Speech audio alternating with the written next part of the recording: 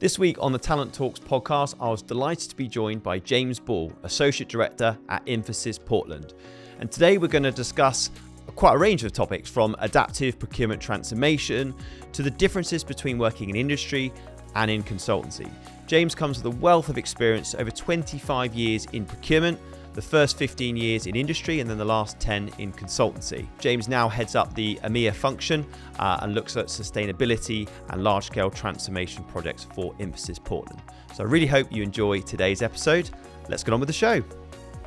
Well, this week on the Talent Talks podcast, I'm delighted to be joined by James Ball. James, thank you for joining me today. Thank you for inviting me, Martin. So we've known each other for a little bit of time now, and obviously been watching your journey, predominantly the last few years in consultancy. But of course, you have worked on both sides of the fence, both in industry and consultancy. So I guess I wanted to kick things off and understanding what the real differences are between working in industry versus working in the consultancy world in procurement. Yeah, no, great question, Martin. I've been in procurement and supply chain 25 years now, so I feel I've got a really good idea on answering that question. I was in industry in head of procurement, CPO roles for about 15 years, and then consultancy for the last 10 years. Absolutely massive differences between the two. Of course, what we get involved in is similar topics across the whole procurement life cycle. But in terms of how your thought processes and what you're asked to get involved in, massively different. You know, from an industry perspective, you're obviously looking long term. You're thinking of a 5-year strategy most of the time. You're thinking about the well-being of all your team, what that's going to look like, the internal stakeholder engagements, all the policies, all the processes, all the category plans, what it's going to look like this year, next year, the year after, as well as meeting all your in-year targets, of course, like you would normally. With consultancy, you're thinking of those same things, but on the client's behalf. But because you're brought in, typically on a project basis, maybe 3 months all the way to maybe 18 months and beyond, but it's project focused. And sometimes that can be a big transformation program, which, yes, you're thinking on the same wavelength as the CPO in terms of what they need to achieve and how you're going to help them achieve that. But a lot of the time, it's a specific work stream. And so you're really focused about how we can do that and do that well. And as a consultant team, you'll help educate the client in terms of what they should be thinking about and how this links to the wider piece in terms of what you're doing. But it depends on the remit you've been given. And if a client just wants you to do X, Y, and Z, you need to achieve that really well. Yeah. And it's typically very intense timelines because they're paying good money for an outcome. Yeah. And that's no different to what you would be doing in industry. You know, you're being paid to achieve an outcome, but it's even more So it's quite defined as in terms of that time scale and that period of time. Yeah. Very much. And you know that you've put your neck on the line as a consultancy. If you don't do a good job, you certainly won't get invited back. You certainly won't get a good reputation for winning other work. Yeah. So your neck is definitely on the line. You're also there as an expert. Yeah. Why has an organization outsourced for you to be there is because they're lacking capability or capacity in some shape or form. So you need to fill that gap. You need to show the value that you're adding. And the internal procurement team, quite rightly, you know, if there is one, will be looking at you to say, okay, what value are you going to add to us here? You know, what experience are you bringing in to the table? Yeah. You know, whether general procurement knowledge and expertise that you're bringing in, or specific industry insights that you're bringing into them as an organization. So yeah, you're it's a very different mindset. Do you think that, because also from a technical skill set, you know, working in industry and working in consultancy, within reason, you need to understand how to set a strategy, manage stakeholders, all the sort of the technical side, the category plans, which suppliers to go to. So that stuff, I guess, may be similar, but presumably in the consultancy world, your mindset is very much, and I don't know, but from talking to people before, you kind of need to know how to sell the benefits you're adding more so, would you say? Is that more important than industry? Because I guess, like you say, you've got the lens on you more about, you're a cost, aren't you, to the business? 100%. It's a really good point. One of the things we do most of, and I'm used to having done in the last 10 years, is building a business case. Yeah. So why is procurement adding value into the business, or how it's adding value? And how are you raising that profile to the C-suite and the positioning of that? A lot of internal procurement teams can get that wrong. That they will think everybody else cares about what procurement are doing, and they can completely misalign themselves to the business. So they will think, okay, we need to bring in a contract management system, or we need to digitalize in general, whatever subject it may be, ESG, spend analytics, whatever it may be that they need to improve. And the business should invest in this because it's the right thing to do, and it'll help procurement do this, that.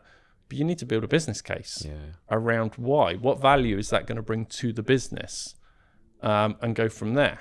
And I see so many sort of misalignments from procurement going off on its own path, or not engaging with the business, not setting what they're doing against the business strategy.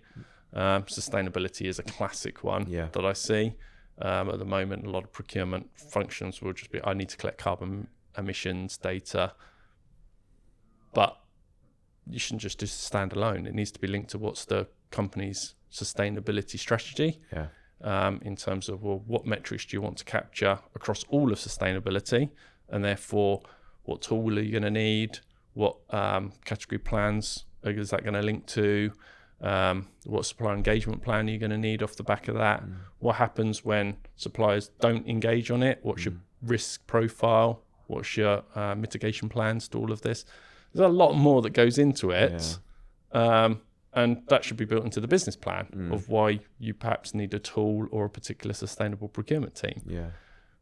But I often see that procurement teams internally can get a little bit, should we say, focused on everybody else should feel the same as I do about procurement. And they lose sight of actually you need to put that tangible business case to justify that. So for people that are listening that, because I often we get a lot of our network that sort of say, I'm interested in going into consultancy, I'm in industry, and I might sort of explore that path. What advice would you sort of give them around the kind of, maybe more the soft skills that you think they actually need? Because procurement's procurement within reason, but I guess being in consultancy, you've got to have a certain mindset. So do you want to talk us through what you think people will need to work in consultancy?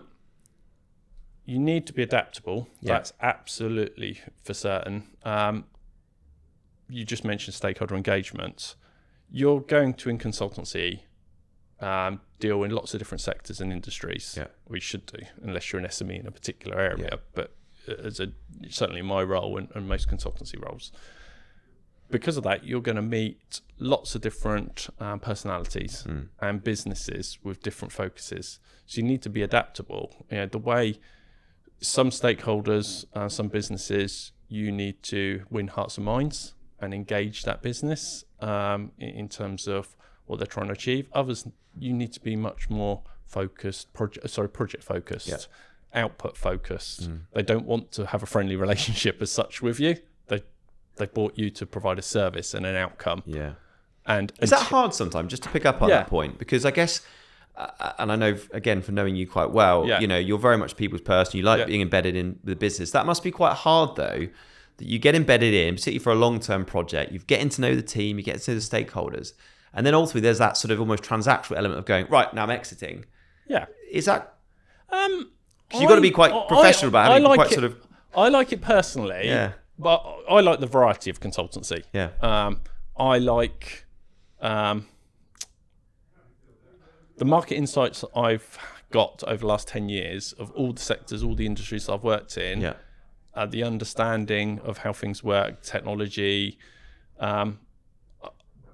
It's given me a good education and one that I can pass on to others. So I like that side of it. The stakeholder piece, there's wins and losses, in terms of some clients you really, really love working with, projects you loved working on, that when they come to an end, there's a bit of disappointment in that. You'd like to have stayed, seen it through a bit longer, worked with the client for longer. Flip side to that is there may be some painful accounts. Yeah, that of course. You're quite happy glad in the nice that way they've possible finished. to finish. Yeah. I think a lot of people that work in consultancy, you definitely have to have that adaptability, know your audience, and act accordingly to that audience. Win the trust. That must be massive. The trust piece. It's huge. Yeah, it's huge. You need to. How do you do that then? So what is that trust build from how, in your experience, and how are you able to? Well, it's going to be two things. You've either got to bring the expertise and the insights right from day one. You're adding value from day one in terms of this is the direction that you should travel as a client, and this is how you should do it because I'm bringing that experience to you. Or the outputs, the actual outputs, and win trust by delivering. That's what you have to do. Yeah. So that proof in the pudding. Whereas in industry, classic, you come in as a new CPO or anybody in the business, you'd probably have more of a 90-day plan of engagement to start off with in terms of getting to know people, getting to know the business. Yeah. Not annoying time. Not annoying anybody too early. Yeah. And you don't get that time. You have to condense that 90-day plan into about 1 day. Yeah. To then be able to get on with the job. So that's some of the key differences. Yeah. Okay. So and one of the things again we were talking about before the show was around sort of adaptive procurement transformation. What did you mean by that? It's a lot of what consultancies as a whole do, but we also do a lot here at Portland, where I'm currently working. It's about making procurement relevant in terms of the value it's adding and the organisation structure that you're putting in place. You can't be too rigid anymore. We have a model here at Portland. We call it the diamond framework. If you could imagine a pyramid, a classic procurement organisation, you'd have sort of strategy at the top of that pyramid and operations at the bottom. Okay. And what's typically happened over time is operations have got too big, if you like, complex in terms of what they're doing, inefficient operations activities. And we try to invert that pyramid so it becomes a diamond. So the operations are automated, made more efficient, outsourced. So you've got less of an operations, still supporting the business, but then you've inverted the pyramid. So the middle section becomes more value adding. So what is procurement doing on a day-to-day basis? Well, it's doing what the business needs, not what procurement thinks it should be doing or wants to be doing, but what the business needs it to be doing. And then you still get your strategy at the top, the same as it always should be. And that's adaptive procurement in lots of ways, because it's right fitting your procurement strategy and your value adds and your operations to the business. And that you have to have a changeable model within that to change to the business needs. That's why procurement nowadays has a lot of business partnering approach, which it never used to have in years gone by, because you need to stay close to your stakeholders, close to where the business is going, while at the same time managing all your classic procurement requirements. The role of procurement, of course, has changed massively. I'm sure I'm sure you had lots of other people talking about the subject, but years gone by, classic procurement just known for cost savings and compliance. Nowadays, procurement should be involved in everything a business is doing in some way, shape, or form, and probably haven't got the resources to do all of that.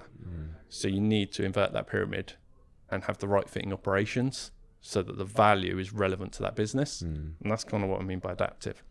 So adapted to those specific business needs. Yeah. And I think the language, I would agree. I think that there's been that evolution in procurement where there's much more around this business partnering model, because when we interview people and talk on the show around what makes good, what makes successful procurement, they often say, well, I tell you what makes bad procurement is people to go in a room and just say, we're going to do this is what procurement are going to do, X, Y, and Z. I've worked industry X amount of years.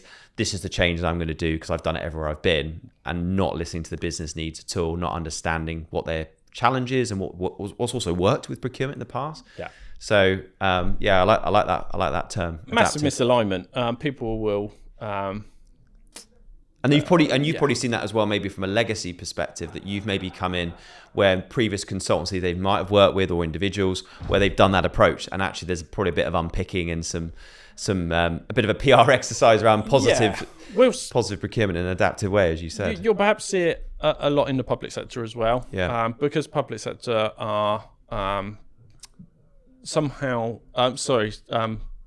often linked to frameworks and the ways of working. They'll be less adaptive in terms of how they can approach things or how they want to approach things. It's easier to direct stakeholders to a framework that could be used, and you'll often find stakeholders frustrated by that approach because it's not always hitting the mark in terms of what they want to achieve.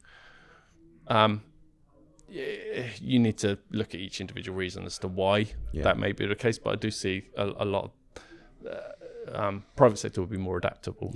Yeah, absolutely. So on the evolution of procurement, you've been in the industry now for 25 years. You've worked across numerous sectors and also numerous consultancies as well. Where do you see sort of procurement evolving to? I mean, you touched on the business partnering, but what else are you seeing as procurement is changing? What's critical in modern day, and how's it evolving? Yeah, great question. I think there's a couple of things. I think it's about, one, procurement being its own profit center. Yeah. Going back to that model I was talking about, it's about where is it adding value into the business. You always have the cost saving piece, which is paying for itself and more within a business. That, I don't think that's new, but I think it's more at the forefront in terms of, but I think right now the hot topic is of course digitalization. That goes without saying. And it goes back to that model about how are you making more efficient your operations. And that's everything from through the S2P cycle, from the ordering process right through to the invoicing process. And what does that look like? There's so much technology involved now. Most organizations, large corporates, will have an ERP system that typically doesn't hit all of the needs. So then it needs to look at the whole technology stack. What other systems do I need to bolt onto the side of that? What's the rationale for that? What's the value add for that?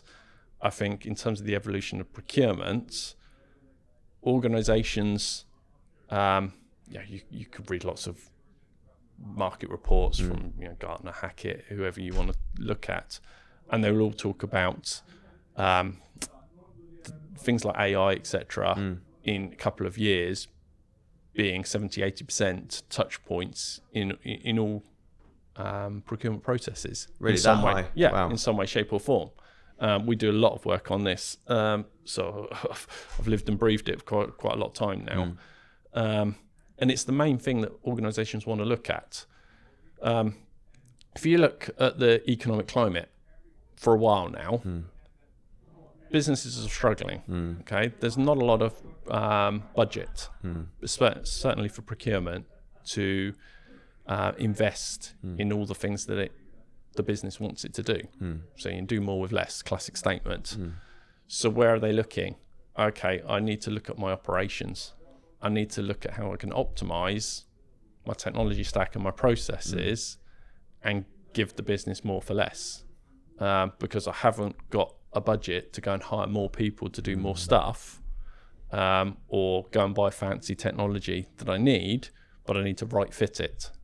And so a lot of organizations, whether internally or using consultancies, are looking at digital diagnostics in some way, shape or form, looking at their technology stack.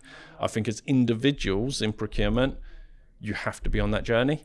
If you're not, you're going to be left behind. So that sort of need to be more tech savvy and more sort of aware of the digital suppliers out there. 100%. Yeah, everything from the different ERP systems that are aware, the likes of AI coming in, how that's being used. I can go into lots of detail about that. To things like the whole buying channels.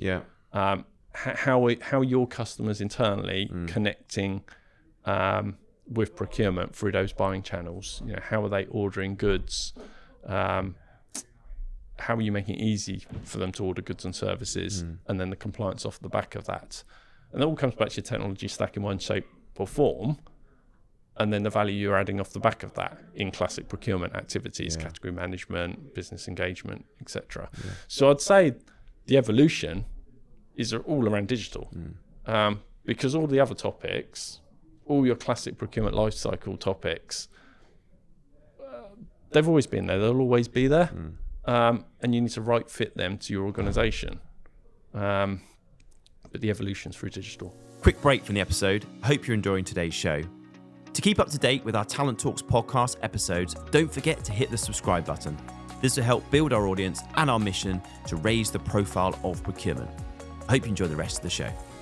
Well, 25 years in, I'd love to know, sort of reflecting on that time, why you're still in procurement and what you still love about the profession. Oh, what a question!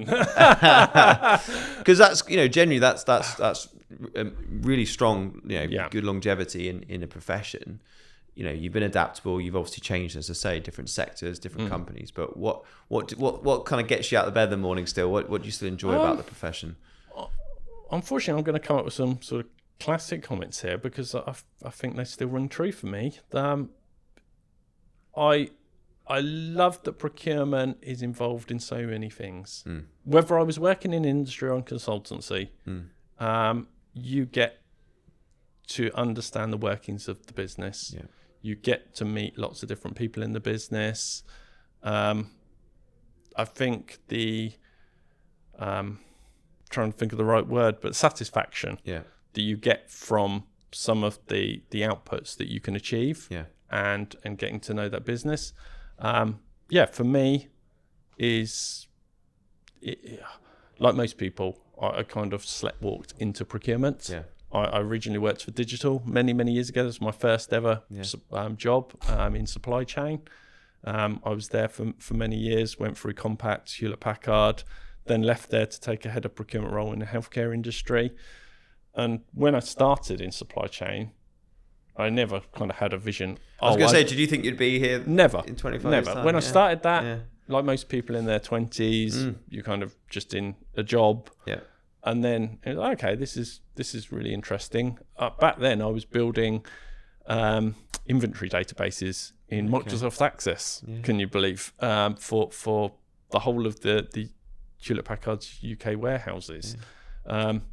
Had a kind of choice at that time of I was almost becoming a techie in terms of building these Microsoft Access databases all those years ago. But I loved the business engagement side of it. So went more into the procurement side. And then, I've loved it ever since in terms of that business engagement, I think, and the people you meet. And consultancy, for me, over the last 10 years, has amplified that. Was that a proactive choice for you to go into consultancy? Did you sort of fall into that? Bit of both.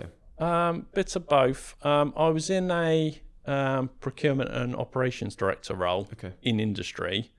Had been in industry for 15 years at that point. So I had the opportunity to go and join an SME consultancy.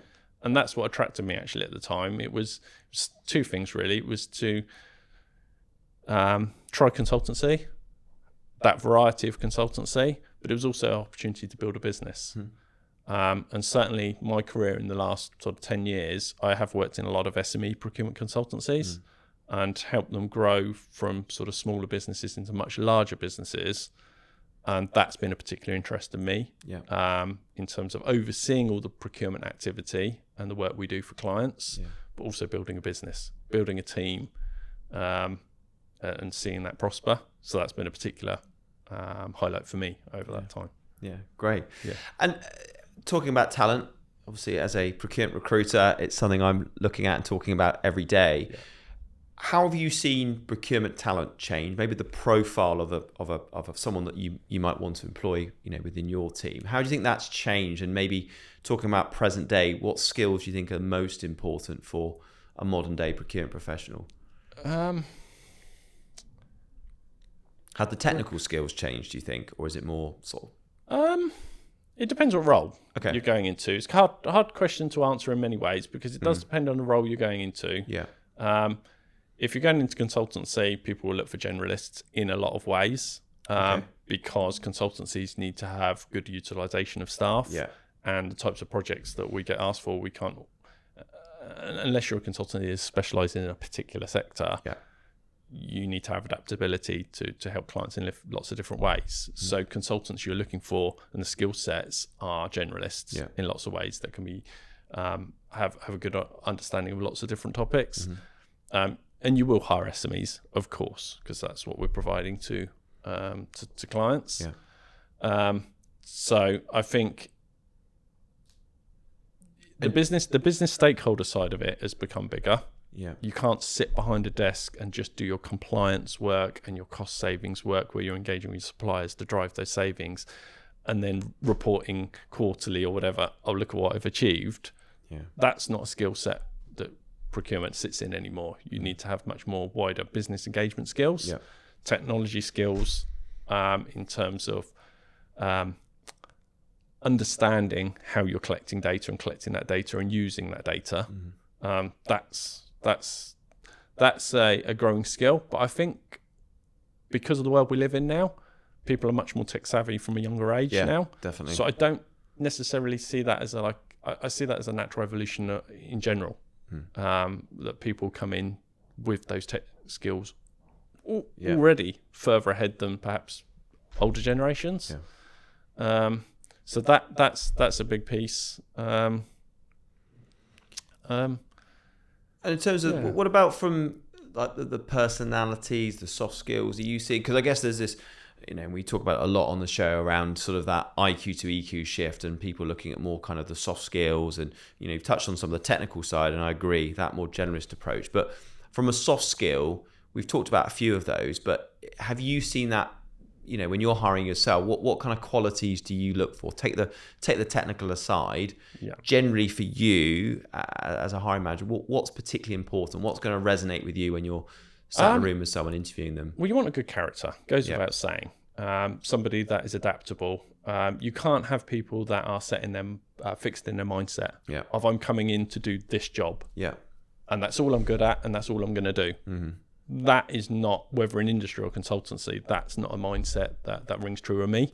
And I don't think would for most progressive procurement functions because there's so much to do that you need adaptable people that are willing to get their hand dirty. Might have a main job, but you need to be supportive of the rest of the team and jump in when you need to. And I'd say that in both industry or consultancy. So definitely look for that character. Look for that supportive mindset, proactive mindset, a learning mindset. I think within industry, you're more likely to, in both, you're going to look for the character, goes without saying. With industry, you'll have longer to perhaps grow that individual into a role and help, you need more quick and help them in their long-term career and their journey with you as an organisation.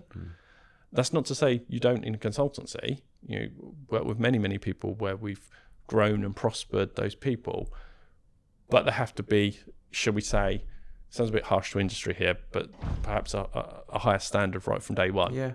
Because from day two of them being at the business, they may be put in front of a client to deliver whatever at their level, whatever they're needing to achieve.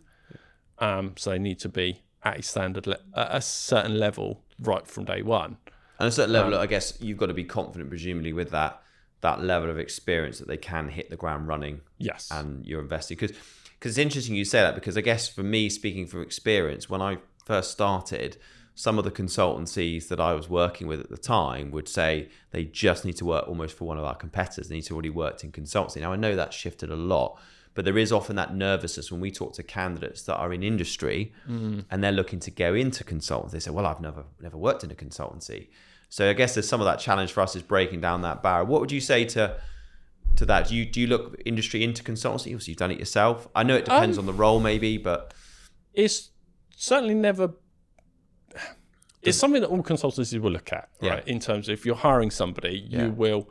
if somebody comes with some consulting skills already, that's a big plus point, of course. But you're likely, perhaps going to come for a price tag with that, and should do. Yeah.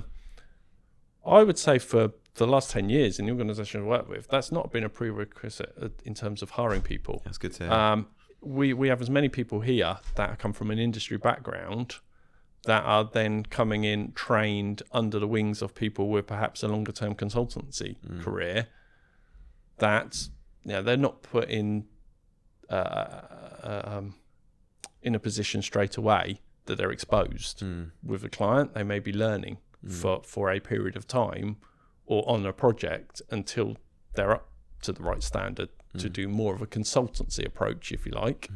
It's not. We pretty much most consultancies that I work with over the last 10 years have got into the habit of having relationships with universities or colleges and becoming feeders for those. So they're coming straight from very intelligent people coming straight out of school looking for a career in procurement or consultancy and learning those skills because for those people, they can see that, okay, this is a good place to cut my teeth, a good place to learn a lot of business skills, ideally good money, good standard of living. So, I think it's a mix.